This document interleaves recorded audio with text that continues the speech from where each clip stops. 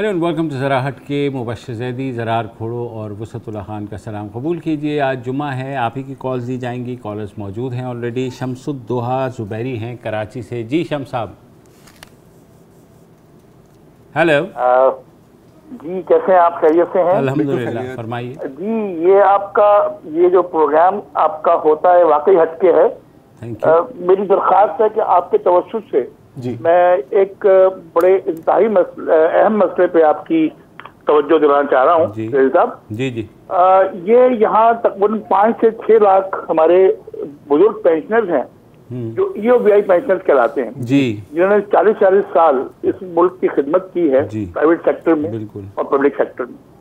लेकिन उनकी जो पेंशन है वो इस वक्त 8,500 रुपए इस महंगाई के दौर में 8,500 रुपए मिलती है, जो कि मैं कहता हूँ तगड़ी औकात है।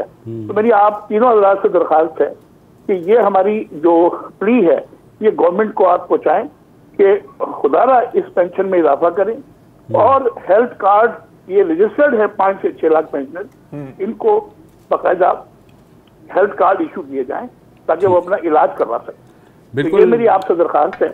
वसअतुल्लाह खान साहब से तो आर्ट काउंसिल में अक्सर मुलाकात हो जाती है, लेकिन मेरी आप तीनों तरह से दरखास्त है। ठीक है, इस पे अपना ठीक है, आपने पहुंचा दी बात। शम साहब, ये आप ये बात कर रहे हैं ना 8,500 जो नए पेंशनर्स बन रहे हैं, EOBI उनको दे ही नहीं रहा वो पेंशन, क्योंकि 2.5 साल से EOBI के चेयरमैन ही मौजूद नहीं हैं। नहीं, दूसरी बात सुने, नए पेंशनर्स के बारे में EOBI की पॉलिसी मुझे इसलिए ठीक लगती है, वो कहते हैं यार जिस तरह का दौर है उसमें 8,500 क्या देना यार, क्या होगा, तो उससे बेहतर बंदा क्यों एहसान इंसल्ट क्यों करेगा। हाँ, इसलिए नहीं। अच्छा, जो नए पेंशनर्स हैं उनकी मैं बात कर रहा हूँ, वो कह रहे हैं ये तो तौहीन है। तो बहरहाल सिर्फ ये कि चेयरमैन नहीं मिल रहा नहीं, और तो लिहाजा उस वजह से इसके साथ साथ ज़ुबैरी साहब, जब आपने आगाज़ किया अपनी गुफ्तगू का तो आपने कहा ना कि मैं पेंशनर्स के बारे में बात करने वाला चाह रहा हूँ, तो मुझे थोड़ी सी खुशी हुई आपकी पूरी बात सुन के। हालांकि बड़ा अजीब लफ्ज़ है यहाँ पर इस्तेमाल करना कि 8,500 रुपये उनको मिल रहे हैं, क्योंकि आप माने हर हफ्ते हमें कॉल्स आती हैं उन पेंशनर्स की जिनके केस सुप्रीम कोर्ट में उनके हक में फैसले हो गए हैं। रिव्यू पिटिशन भी शायद हो गई है, नहीं रिव्यू पिटिशन नहीं हुई, और सालों से उनको अपनी पेंशन मिली नहीं रही। 8,500 तो छोड़ ही दें। लेकिन जो दूसरी बात थी हेल्थ कार्ड की, मैं ख्याल है कि कम से कम इस पर तो गौर किया जा सकता है। वो तो 60 साल से ऊपर के तमाम सीनियर सिटीजन्स के लिए होना चाहिए। हाँ, होना तो चाहिए, होना चाहिए, बिल्कुल बिल्कुल होना चाहिए। राहिल अशर कराची से ही। जी राहिल साहब। जी अस्सलाम वालेकुम। वालेकुम अस्सलाम। जी भाई। हाँ जी, मुबश्शिर ज़ैदी साहब, आप लोगों का क्या हाल है? ठीक ठाक? अल्लाह का शुक्र है सर। अच्छा, मैं आज एक आप लोगों से, आपके प्रोग्राम का नाम है जरा हटके, क्योंकि देखिए महंगाई सियासत से बात कर करके थक गए, क्योंकि मौजूदा हुकूमत के तो कान पे जूं इतनी नहीं है, तो हमें अपना टाइम जाया करने का क्या फायदा। मैं आज जरा थोड़ा सा इसको लाइटर मूड पे लेके जाऊंगा। आप लोगों से तीनों से एक सवाल कर रहा हूँ। जनरल सवाल है कि एक है कि दामाद और बहू अंदर से कैसे निकलेगी, पहले से पता क्यों नहीं चलता? जरा इस बात का मुझे बता दीजिए। ये लाइटर मोड में मुझे समझ नहीं आई सर। वो कह रहे हैं दामाद और ये बहू मतलब के दामाद कैसे निकलेंगे, ये समझ क्यों नहीं आती। ये कोई लाइटर मोड का सवाल मुझे तो समझ ही नहीं आई। मतलब अगर आप ये कह रहे हैं कि कोई ऐसी चीज़ जो कि आपको पता ना हो या आप श्योर ना हो को कैसे निकलेगी, तो क्या कह सकता हूँ मैं। हाँ, ये कोई मुहावरा है जो मुझे नहीं वो नहीं, कोई लाइटर मोड में बात की। हाँ, चले। शेख अब्दुल्ला हैं गुजरांवाला से। जी सैयद अब्दुल्ला, सॉरी साहब। मैंने जी सिर्फ ये बात करनी थी, मैं अक्सर ये मीडिया को या फॉलो करता रहता हूँ। अक्सर लोग बात कर रहे हैं पाकिस्तान में फौज का किरदार बहुत ज्यादा है, मतलब पॉलिटिक्स में, सियासत में, सब चीजों में। अभी रिसेंटली हमारे प्राइम मिनिस्टर साहब और ये जो आर्मी के दरमियान कुछ खिचपिच थी, और ये जो ISI DG ISI की अपॉइंटमेंट का मसला था, तो मैंने नोट किया कि जो हमारी जो जनरल जो मीडिया से मुतालिक लोग या जो हमारी एलीट है सोशल मीडिया पे या जो आम मीडिया पे है, वो जनरली जैसे तमाम लोग एक सपोर्ट कर रहे थे, मतलब कि यार अब बस हुकूमत जाने वाली है, अब जो है they were like supporting back end पे, जैसे अच्छा हो रहा है, मतलब लाइक वही लोग जिनको मैं देखता था कि वो बड़े क्रिटिक हैं पाकिस्तान की आर्मी के उसके मतलब रोल के पॉलिटिक्स में, वही लोग जो हैं एक तरह से जैसे खुश हो रहे थे, जैसे सपोर्ट। अभी भी मैं देखता हूँ कि जैसे एक खुशी की लहर है, या मतलब कि जी अब दोनों एक पेज पे नहीं रहे, या जो जैसे बड़े बड़े नाम मैं मीडिया के देखता हूँ वो इसी पे अपना तमाम जो अपना एनालिसिस है पेश करते हैं कि जी क्योंकि अब जो है हुकूमत और एस्टेब्लिशमेंट एक पेज पे नहीं रही, अब जो है तो जी बस हुकूमत का चल चला हुआ है, अब जो ये लोग जाने वाले। तो मैं मेरा जो एनालिसिस या समझते हैं या जो मेरा क्वेश्चन है इन तमाम लोगों से वो ये कि आप लोग तो खुद ही एस्टेब्लिशमेंट के रोल को या आर्मी के रोल को स्ट्रेंथन करते हैं। मतलब ये तो हमारी इलीट, हमारा मीडिया, हमारा इंटेलिजेंसिया, हम सब मिलकर इस रोल को स्ट्रेंथन करते हैं। हम लोग तवक्को करते हैं कि जी अब जो है तो क्योंकि जब एस्टेब्लिशमेंट खिलाफ हो जाती है तो कोई हुकूमत टिक नहीं सकती, और अब जो है तो अब जो है दूसरी अपोजिशन को चांस मिलता है। अब्दुल्ला साहब, मैं बिल्कुल आपकी बात समझ रहा हूँ। अब ये एक बहुत आपने एक अच्छा सवाल किया है और इसके एक अनफॉर्चुनेटली काफ़ी लंबा जवाब होगा, मैं मुख्तसर करता हूँ। एक वजह ये है कि लाठी बुरी होती है जब मेरे सर पे चले और अच्छी होती है जब मेरे दुश्मन के सर पे चले। मोहम्मद काशिफ इकबाल है रावलपिंडी से। जी काशिफ भाई। जी अस्सलाम वालेकुम जी। मैं आपका प्रोग्राम जस्ट मैंने ब्राउजिंग कर रहा था, सर्फिंग कर रहा था, तो मैंने आपका प्रोग्राम किया। तो एक बर्निंग क्वेश्चन है जी मेरा आपके लिए। एजुकेशन के कॉन्टेक्स्ट में मैं समझता हूँ कि तमाम बुराइयों की जड़ जो है वो नाखवानदगी है और लाशऊरी है, जिसकी सिविलियन सुप्रीमेसी में इस पे बात कर लें, फौज की बात कर लें, वटेवर। मैं तवज्जो दिलाना चाहता हूँ सर आप लोगों की, जितने भी बड़े नाम हैं प्राइवेट सेक्टर में स्कूल्स, मैं नाम नहीं लेना चाहता, आप काइंडली एक प्रोग्राम कीजिए कि वहाँ पर जो टीचर्स हैं उनका सैलरी स्ट्रक्चर क्या है, उनका सैलरी स्ट्रक्चर क्या है, और वहाँ पे एक बच्चे की फी क्या है। इट्स एन आयरनी सर कि जितने भी ये प्राइवेट स्कूल हैं ये एक बच्चे से 20 से 25 हजार रुपया ऑन एवरेज फी ले रहे हैं, एक बच्चे से, एक बच्चे से। और जो टीचर्स हैं ना सर, जो टीचर्स हैं, मैं जानता हूं, मैं ज्यादा एक्सपोज नहीं करना चाहता, टीचर्स की सैलरी 25 हजार नहीं है। बिल्कुल। मैं एक प्राइवेट बैंक में काम करता हूं, मेरा जो ऑफिस बॉय है ना sir, he is drawing a salary 26 हजार रुपया, और मैं अपनी फैमिली में मास्टर्स एमफिल की भी खवातीन को जानता हूं जिनकी सैलरी 25 हजार नहीं है, और वो रिनाउंड स्कूल चेंज में पढ़ा रही हैं, रिनाउंड स्कूल चेंज में। तो खुदा के वास्ते इस साइड पे भी जरा तवज्जो कीजिए। बहुत सारे और मसले मसाइल हैं, लेकिन मेरे ख्याल में अगर हम अपने एजुकेशन वाले सेगमेंट को थोड़ी सी तवज्जो दे दें तो ये हमारे जो सारे ये मसले मसाइल हैं ना, कि ये सिविलियन सुप्रीमेसी और ये फौज और ये लटन पटन खत्म हो जाएंगे। खुदा के वास्ते इस तरफ तवज्जो दीजिए। तो इससे हाल हो रहा है उसमें काशिफ भाई, ये भी तो है ना कि देखिए एक वैक्यूम था जिसको 80 से पुर करना शुरू किया, और एक फिर एलिटिस्ट आपने देखा कि जो अशाफिया है उन्होंने बिल्कुल एक ये वैक्यूम बढ़ गया है या घट गया है? बढ़ गया है, बढ़ गया है ना, बढ़ गया। क्योंकि देखें आपके और पहले तो ये वैक्यूम पैदा किया गया, वही एग्जैक्टली भला एक एस्टैब्लिश स्ट्रक्चर था स्कूलों का, वो उसके साथ जो किया गया ताकि वैक्यूम बने। बिल्कुल। फिर जब वैक्यूम में प्राइवेट सेक्टर आया तो उस पे चेक एंड बैलेंस का हमारे यहाँ तो रिवाज ही नहीं है। तो अब ये है कि पीला स्कूल कहीं नजर नहीं आता, हर 120 गज के और 80 गज के मकान में पब्लिक। अच्छा, मजे की बात यह कि लेकिन अभी भी बच्चे पीले स्कूल के ही बोर्ड में पोजीशंस ले रहे हैं, सारा कुछ हो रहा है। वो अलग बात है, आप मैनिपुलेट करके अपना एक आध शामिल कर लो। ये जो एक है ना, ये इशू का एक पहलू है। भी हम बात कर रहे हैं ना प्राइवेटाइजेशन ऑफ एजुकेशन की। रियासत सिक्योरिटी नहीं दे सकती तो जो ले सकते हैं वो प्राइवेट सिक्योरिटी हायर करते हैं, ठीक है। लाइन में पानी नहीं आता, जिसके पास पैसे हैं वो टैंकर मंगवाता है। पानी को आपने प्राइवेटाइज किया हुआ है। अच्छा, लाहौर की अगर आप हालात देखें स्मॉग की, अगर आप गरीब हैं, आप खांस रहे हैं, आप मर रहे हैं, आपने क्लीन एयर को भी प्राइवेटाइज किया हुआ है सर, क्योंकि जो अमीर है वो प्योरीफायर भी ले सकते हैं, वो ये भी कर सकते हैं। तो मेरा तो ख्याल है कि अनकरीब एक वक्त आएगा कि एक कैन मिलेगा आपको जो शायद हुंजा में बॉटल्ड होगा, वो भी कोई कंपनी बना रही होगी, और जब आपको ताज़ा हवा सूंघनी होगी ना, आप एयर का कैन खोलेंगे और करेंगे। तो यही होता है। You see, it's not just के प्राइवेटाइजेशन में ये हो रहा है, जहां पर भी रियासत यार आपकी बेसिक जो सर्विस है ईदी क्यों एग्जिस्ट करती है? क्योंकि अगर हुकूमत अपने पूरी तरह काम कर रहा होता है आपको ईदी की जरूरत ना होती। पब्लिक ट्रांसपोर्ट का यही है कि तो वेलफेयर भी प्राइवेटाइज्ड ही है एक तरह से, हर एक चीज तमाम बुनियादी। देखो इस पे रियासत शर्मिंदा नहीं होती, बल्कि रियासत खुश होती है, यार अच्छा है जो हमारे करने के काम है इन्होंने अपने कंधे पे ले लिए, हम और वेलियां करेंगे, हमारे पास और अहम मसाइल हैं उन पे तवज्जो नहीं देंगे। तो ये इस तरह चलेगा।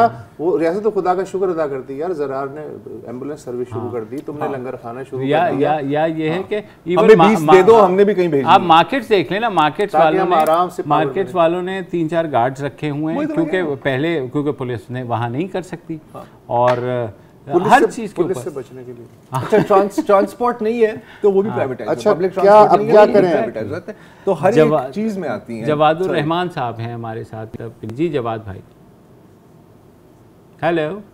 अस्सलाम वालेकुम। वालेकुम अस्सलाम जी। अच्छा माशाल्लाह जी, बड़ा जबरदस्त प्रोग्राम होता है आपका, डिफरेंट टॉपिक्स पे आप बात करते हैं बिला किसी झिझक के। मैंने काफी देर वेट किया, मैं एक दो चीजें हैं जो आपसे सामने लाना चाहता हूँ और उम्मीद आप उस पर एग्री करेंगी। एक चीज तो सर है हमारी मॉरल्स, जो शुरू से हमें पढ़ाया जाता है अखलाकियात का और सब चीजों के बारे में। एक जो मेरा बहुत कंसर्न था और आई विश के मैं चाह रहा था कि आपके प्रोग्राम मेरी कॉल मिले और मैं उस पर बात करूं, ये मतलब पॉलिटिकल नहीं है, एक जर्नल ये है, किसी को मैं हिट नहीं कर रहा। जैसे मोहम्मद जुबैर साहब का इशू चल रहा था, अगर वो किसी चीज में मतलब उनकी चीजें आई हैं जो भी हैं, उनका चलो मैटर था जो भी था, लेकिन उनको इखलाकी तौर पे किसी भी प्रोग्राम में पार्टिसिपेट नहीं करना चाहिए जब तक वो अपने आप को क्लियर नहीं कर लेते, क्योंकि इसका जो इफेक्ट और इम्पैक्ट है वो न्यू जनरेशन पे पड़ेगा कि अगर हम एक कोई भी गलत काम करते हैं तो उन्हें कुछ फर्क नहीं पड़ेगा, टीवी पे उनको प्रेजेंटेशन दी जाएगी। अब आइदर ये हमारे मीडिया का कसूर है कि उन्हीं को बुला के उनसे स्पोक्स पर्सन बनाया जाता है, या हमारी लीडरशिप का है कि उनको स्पोक्स पर्सन बनाया जाता है, या उनका बैकग्राउंड फैमिली क्या है उसकी वजह से बनाया। देखिए दोनों का कसूर है। 2-3 पॉइंट करूं फिर इंशाल्लाह आप बोलेंगे। दूसरी चीज सर ये कहती है कि हम महंगाई को कंट्रोल करेंगे, उसमें जो एक चीज मतलब एक लेमैन कॉमन मैन की मुझे समझ आती है कि अगर आफ्टर एवरी 15 डेज के हम कहेंगे जी कि प्राइसेस को हम चेंज करेंगे, तो हाउ इट पॉसिबल कि जो मैन्युफैक्चरर्स हैं वो प्राइसेस को स्टेबल रखेंगे? वो तो कभी भी स्टेबल नहीं करेंगे। आप चाहे 50 करोड़ का 3 अरब का रिलीफ दे दें और आफ्टर 15 डेज आप प्राइसेस को चेंज कर दें, तो किस तरह प्राइसेस स्टेबल रह सकती है मार्केट में? और उसका इम्पैक्ट क्या होता है, जो गवर्नमेंट सेक्टर है या प्राइवेट सेक्टर है, उसमें जो सैलरीज आती हैं वो आफ्टर एवरी ईयर चेंज होती है। या तो आप इस लिहाज से सैलरीज को करें जी कि हम प्राइस इतनी चेंज करेंगे इंटरनेशनल मार्केट के हिसाब से, कोई ना कोई तो एनालिसिस उनके पास होगा ना, ताकि उसका इम्पैक्ट ना हो। जब उसका इम्पैक्ट होता है तो फिर परचेजिंग पावर कम होती है, जब परचेजिंग पावर कम होगी तो बिजनेस ऑटोमेटिकली कम होगा। ठीक है, बिल्कुल दोनों आपकी बातें बिल्कुल बजा हैं। और ये जो प्राइसिंग मैकेनिज्म है, यहाँ मसला ये कि पेट्रोल आता है तो रेडी वाला भी कहता है कि जनाब ये जो है ना पेट्रोल बढ़ गया तो मैं रेडी पे केले महंगे हो गए। हाँ केले महंगे हो गए जाहिर है।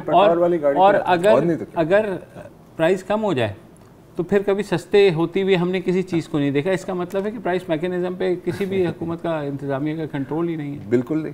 तो ये भी अपना मसला एक वक्फा लेते हैं।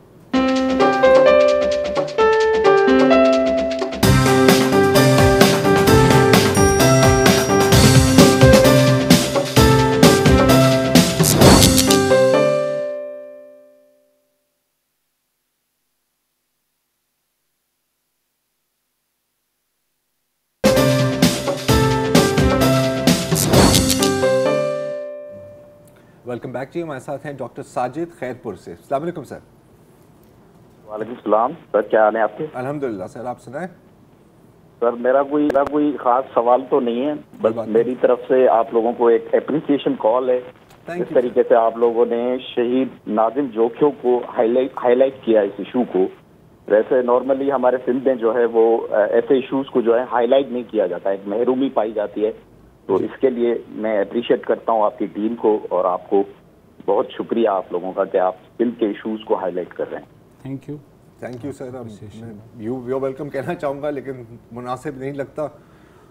कोशिश होती है कि इस तरह के जितने इश्यूज हाईलाइट हो सकें हम कर लें, लेकिन क्या करें, हर दिन कोई ना कोई नया इशू ही आ रहा होता है। और मेरा ख्याल है कि इस वाले केस में और आजकल ये एक मामूली बन गया है कि क्योंकि उसकी वो वीडियो पोस्ट हुई सोशल मीडिया पर वायरल हुई तो फिर ये सबके सामने आई। लेकिन बदकिस्मती है कि उसके बावजूद भी बहुत लोगों ने इसको मुकम्मल तौर पर इग्नोर कर दिया है। मीडिया ने टोटली साइड पे ऐसे देख रहे हैं और ये सवालात के भाई अब अपोजिशन क्या करेगी, अब ये होगा, मतलब जो बेमकसद है।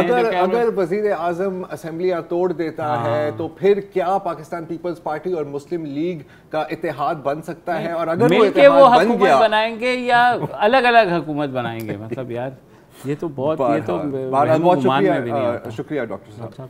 हाजी महमूद हाजी मोहम्मद इसाक हैं जी, सॉरी कराची से, कभी कभी अपनी लिखाई नहीं पड़ी जी। हाजी साहब अस्सलाम वालेकुम सर। वालेकुम अस्सलाम।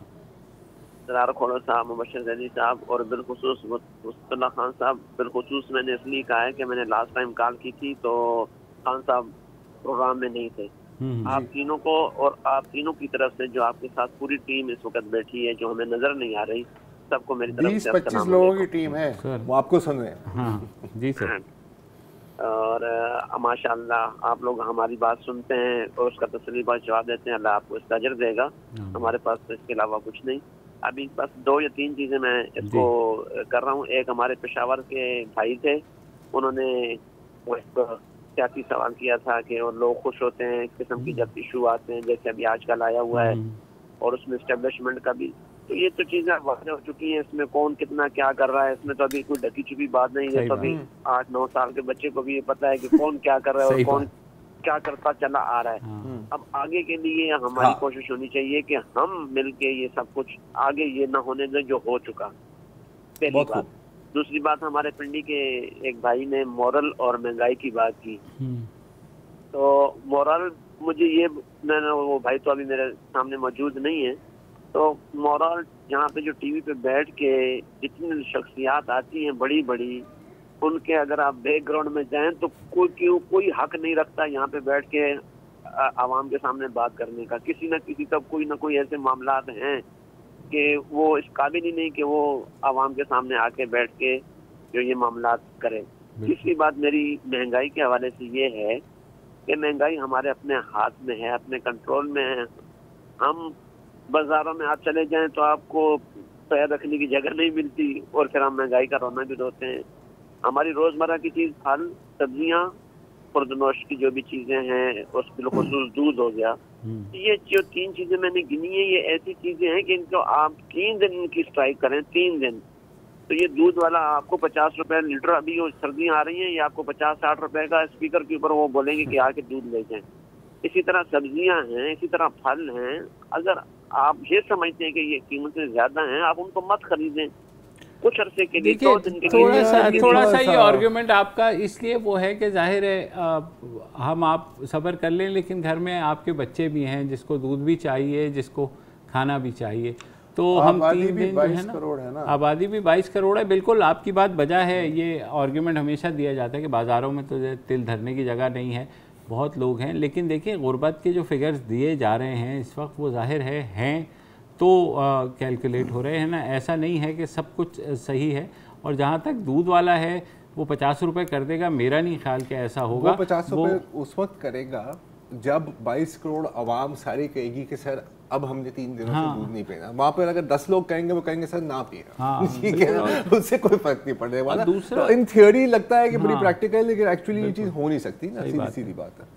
और जो सरकारी कीमतें हैं वो जाहिर है उससे नीचे तो वो भी नहीं बेचेंगे ना। हस्साम दावी साहब हैं क्वेटा से। जी हसन भाई, अस्सलाम वालेकुम। वालेकुम अस्सलाम। पहले तो आप तीनों को थैंक्स पे करना चाहूँगा कि आप लोग बहुत अच्छा प्रोग्राम करते हैं हमेशा। ये तो अभी थोड़ा सा ऑड लगता है कि हर दफा आप लोग की तारीफ करें, लेकिन नहीं बिल्कुल ऑड नहीं है सर, आप करते रहे हैं, कौन रोक रहा है? बल्कि हम लोग खुश होंगे अगर आप किसी रोज तनकीद करें और कहें कि हाँ जी ये मैं तो नहीं खुश हूँ, तुम खुश। तनकीद तो करेंगे, वो तो बिल्कुल कॉल की अभी बात करूँगा जरूर। जी जी। पहली बात तो ये है कि उस्ताद साहब से जब डॉन पे नहीं देखा था तो हम रेडियो पे उनको सुनते थे, बीबीसी की बात में, तो उनके जो कॉलम होते थे तो उनके बहुत मैं फैन था। तो बीबीसी बंद हो गया, उसका रेडियो का सिस्टम बंद हो गया, तो उस्ताद साहब का वो कॉलम अभी सुनने को नहीं मिल रहा है जो जिसका मैं बड़ा फैन हुआ करता।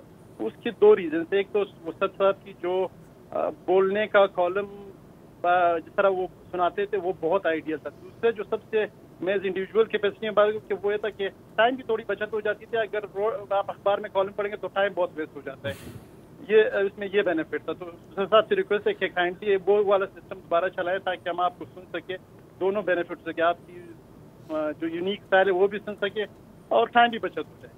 अच्छा, रही बात तनकीद के हवाले से, मैं ये अभी एक साहब ने बात की है रिगार्डिंग मॉरल्स के हवाले से, तो रेटिंग में ये चीज़ थी सर के सॉरी मॉरल के आप टीवी वाले बुलाते हैं, तो सब टीवी वालों का क्या करें, वो रेटिंग के पीछे भागते हैं।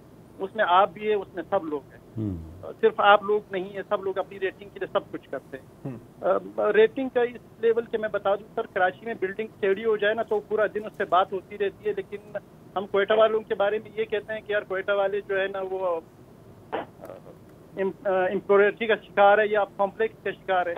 मैं उसकी एक रीज़न बता रहा, 34 दिन या ऑलमोस्ट 40 दिन हो गए YDA की तरफ से कोयटा की मेडिसिन OPD हॉस्पिटल्स बंद है। उसको थोड़ा बहुत दिखा देते लेकिन उससे कोई बात नहीं है। ऐदर या डॉक्टर्स मलामत या सरकार मलामत, कोई चीज़ से बात नहीं। अभी दूसरी बात ये है कि आप लोग हो गए या दूसरे मीडिया चैनल्स हो गए, यूनिवर्सिटी ऑफ बलूचिस्तान में पिछले 1 वीक से स्ट्राइक चल रही है, या वो एक नोटिफिकेशन निकाल दिया कि यूनिवर्सिटी बंद रहेगी। आपने कल हमारा प्रोग्राम नहीं सुना गालिबन? हमने आधा शो किया है उसके ऊपर कल। बस सर ये मैंने कल नहीं देखा। कल जो मैच जिस तरह वो हुआ तो उसे बंद करके हम तो अब आप देखें कि आप खुद मैच देख रहे थे और आप हमें कह रहे हैं कि आप यूनिवर्सिटी ऑफ बलूचिस्तान पे प्रोग्राम नहीं किया, तो आप देख लीजिए। नहीं, लेकिन बहरहाल आपकी बात सही है कि अगर हफ्ते से फॉर एग्जांपल अगर पंजाब यूनिवर्सिटी या कराची यूनिवर्सिटी में चल रहा होता तो शायद उसकी हर दिन कवरेज हो रही होती और एज अ टॉप स्टोरी। तो बात भी सही है आपकी। वक्फा ले लें।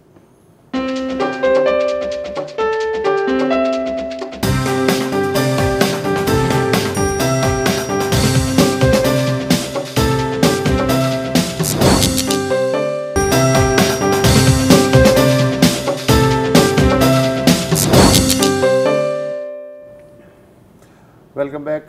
तारिक बिन यूसुफ साहब हैं कराची से। जी जनाब। सर अस्सलाम वालेकुम। वालेकुम सलाम। सर माशाल्लाह आप लोग जो प्रोग्राम कर रहे हैं वो कॉमन मैन को हिट करता है बेसिकली, और बहुत मेहरबानी सर, काफी तारीफ है। मैं एक शेर से थोड़ा सा आगाज करना चाहूँगा, बात लंबी करना चाहूँगा अगर मुझे टाइम दे। जरूर, आपको वक्त है। सर रहजन है मेरा रहबर, मुंसिफ है मेरा कातिल, कहलूं तो कयामत है और कह दूं तो बगावत। ये शेर इतना मुकम्मल है कि लंबी बात उसकी जरूरत ही नहीं है। आपने शेर पढ़ दिया, बहुत है। अब किसी और इशू पे बात करें। मैं उसी इशू पे आना चाह रहा नहीं, ये तो आपने शेर में बता दिया, अब आप मजा खराब करेंगे। नहीं सर, मैं जो बात करना चाह रहा हूँ वो इतनी मतलब आम है। अभी एक्सपो 20 हो रही है दुबई। जी जी, ठीक है, और हम जा रहे जैसे मतलब तरक्की याफ्ता मुल्क तो नहीं है, हमारा तरक्की पजीर मुल्क है, और हमने एक बहुत अच्छा अपना वहाँ स्टॉल सब लगाया है जी।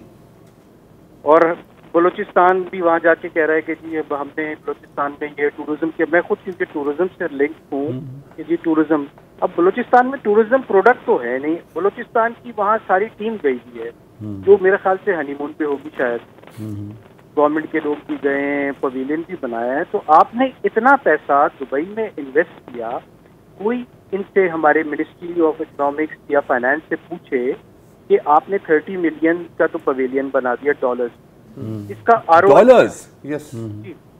ROI क्या है, कंट्री को क्या ROI मिलेगा, इसकी कोई PNL निकाले, प्रॉफिट एंड लॉस आपने जो किया है इससे क्या, कुछ भी नहीं है। लोग अभी बलूचिस्तान की गवर्नमेंट और उनके वो घूमने के लिए गए हुए हैं, पंजाब जा रहा है, मार्च तक ये आना जाना लगा रहे, तो ये ट्रेवलिंग पे एक्सपेंस हो रहा है।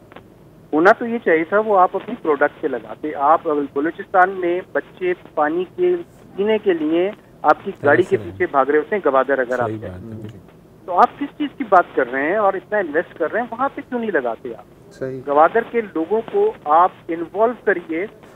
हर 30 मिलियन में तो पूरे मकरान को साफ पानी मिल सकता है। मेरा ख्याल है कि डिसैलिनेशन प्लांट तो बनता है नहीं। हाँ। जी जी तारिक साहब, बीच में एक भी स्पॉट नहीं है जहां आप रुक सकें। बिल्कुल, ईरानी पेट्रोल वहाँ, ईरानी चीजें, सब चीजें मिल रही हैं। आप बिजली तक वहाँ नहीं पाकिस्तानी दे सकते, तो आप किस टूरिज्म की बात कर रहे हैं? क्या इतना इन्वेस्ट वहाँ जाके कर रहे हैं एक थर्ड कंट्री? अच्छा, दूसरी सर एक चीज़ जो इस वक्त बड़ी अलार्मिंग है कि हमारे हॉस्पिटैलिटी सेक्टर में कुछ ऐसे सॉफ्टवेयर्स हैं जिसको हम हॉस्पिटैलिटी मैनेजमेंट सिस्टम कहते हैं या प्रॉपर्टी मैनेजमेंट सिस्टम, ठीक है जी, जो इंडियन है बेसिकली, और वो यहाँ इस्तेमाल हो रहे हैं, जो बेसिकली जिनके अगर सर्वर्स आप देखें वो सर्वर्स बेंगलोर में और इंडियन कैपिटल्स में मौजूद है, और यहाँ हमारा हॉस्पिटैलिटी सेक्टर उनको इस्तेमाल कर रहा है। आपका सारा डेटा जो है वो बेसिकली इंडिया और इसराइली सर्वर्स में स्टोर हो रहा है, कोई इसको देखता ही नहीं, कोई। लेकिन अच्छा सर, जहाँ तक इसकी बात है तो correct me if I am wrong, बहुत आपको इस तरह के सर्वर्स मिलेंगे जो मुख्तलिफ कंट्रीज़ में होस्टेड होते हैं। आई थिंक अगर हम, और माना कि हमारी जो इंटरनेट और डेटा और सॉर्ट ऑफ आईटी का इंफ्रास्ट्रक्चर है वो बहुत वल्नरेबल है अभी हाल में, FBI, लेकिन ये जो है ना, मेरा ख्याल है कि इससे कोई ज़्यादा इतना फ़र्क नहीं पड़ता। बिल्कुल ऐसा होना चाहिए कि पाकिस्तान में सर्वर्स हों और वहाँ से हो रहा हूँ, लेकिन मेरा ख्याल है कि आपकी जो एवरेज जो कम्युनिकेशन होती है ऑन द इंटरनेट वो कोई 5 मुल्कों के सर्वर से बाउंस होकर तो जाती है आगे पीछे। सो दूसरा ये भी है कि एक तरीका ये होता है, correct me if I am wrong, कि आप उनसे सॉफ्टवेयर ख़रीद लेते हैं, सॉफ्टवेयर आप इस्तेमाल करते हैं और directly they can't sort of log in into it. Beyond that, हाँ जाहिर है आपकी ट्रबल शूटिंग के लिए अगर कोई बड़ा मसला हो गया फिर आप उनको दावत देंगे, तो उसका वाहिद हल यही है कि यहाँ पर वो चीज़ें डेवलप की जाएँ, मगर हमारे यहाँ अभी तक वो कैपेसिटी आई नहीं है बदकिस्मती से। बेंगलोर जो है अब वो बहुत ज़्यादा पूरी दुनिया का हब है, हब है। अच्छा, और हमारे लिए जाहिर है हम अमेरिका से खरीदेंगे तो वो it will cost us almost 10 times. मुझे पता है कौन सी चीज़ याद आई है, वो जो अस्मा शराजी साहिबा के खिलाफ एक छोटी सी मुहिम चली थी ना एक यूट्यूब चैनल पर कि जी ये देखें इनका जो सर्वर है उनमें से एक सर्वर क्या कहते हैं इंडिया में था और कुछ, और फिर तो किसी ने तहकीक की तो पता लगा कि जो साहब हैं उनके भी तो जो कम्युनिकेशंस हैं उनका भी कोई ना कोई सर्वर इंडिया में है। तो मतलब पॉइंट है कि क्या मतलब है, एक तो काबीना में भी है गुलाम सर्वर।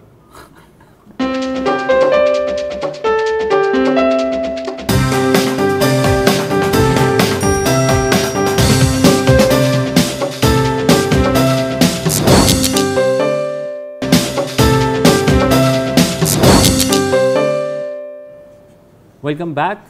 ज़हीर अब्बासी साहब हैं इस्लामाबाद से। जी ज़हीर साहब। जी अस्सलाम वालेकुम। वालेकुम अस्सलाम। जी मैं इस्लामाबाद आफ्टर मरकज से बोल रहा हूँ। जी जी फरमाइए।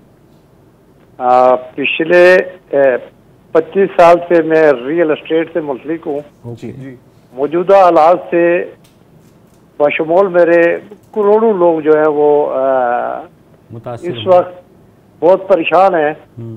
मैं सिर्फ एक छोटा सा शेर जो है उसमें सारा अपना मकसद बयान कर देता हूँ। जरूर। कि मेरा अज़्म इतना बुलंद है, मुझे पराए शोलों से डर नहीं, मुझे खौफ मौजूदा सियासी चपलश से है, कहीं ये मेरे चमन को जला ना दे। इस तनाज़र में मुझे मुझ में बहुत सारे लोग जो आपको देखने वाले हैं उनको जरा आगाही दे दे, मेहरबानी। आपने दे दी। बहुत अच्छा प्रोग्राम है आपका, well done. Thank you sir. मेरा ख्याल है आपने समाप्त तो कर दिया है। हाँ, परवेज कमाल हैं कराची से। जी परवेज साहब। सर अस्सलाम वालेकुम सर। वालेकुम अस्सलाम। जी भाई। सर गुजारिश ये करनी थी कि सर मैं स्टील मिल के हवाले से बात करना चाह रहा था। जी फरमाइए। सर स्टील मिल से गुजारिश ये है कि सिर्फ डाउन न्यूज सर एक ऐसा चैनल है जो गरीब लोगों की आवाज़ सुनता है, वरना सर इसके अलावा तो बहुत सारे लोग आए कि उन्होंने कोई बात नहीं की। सर गुजारिश है कि स्टील मिल के रिटायर्ड बुजुर्ग लोग दर दर की ठोकरें खा रहे हैं। रिटायर्ड मुलाजमीन को इनके रिटायरमेंट के वाजबात नहीं दिए जा रहे। कुछ लोगों को वाजबात मिले भी हैं लेकिन तमाम वाजबात अदा नहीं किए गए। इस महंगाई के दौर में गरीब रिटायर्ड मुलाजमीन अपनी जिंदगी किस तरह गुजारें? बुजुर्ग लोग हैं, दवाई खरीदने के लिए सर पैसे नहीं है। तो जिनको मिले हैं पैसे आप कह रहे कोर्ट के थ्रू मिले हैं सर। कोर्ट के थ्रू ही मैं यही आना चाह रहा था कि कोर्ट के थ्रू ही मिलेंगे भाई। बदकिस्मती ये है कि और कोई तरीका नहीं। आप जैसे और शुक्र करें आप कुछ में से कुछ लोगों को कोर्ट के थ्रू मिल गए। कुछ लोग जो हैं वो कोर्ट में गए हैं और वो धक्के खा रहे हैं 10 साल 15 साल 20 साल। कुछ लोग फौत हो गए हैं इंतजार करते। जब हम कुछ लोग कहते हैं तो उसमें हजारों लोग शामिल हैं बेसिकली। आरिफ काजमी साहब हैं कराची से।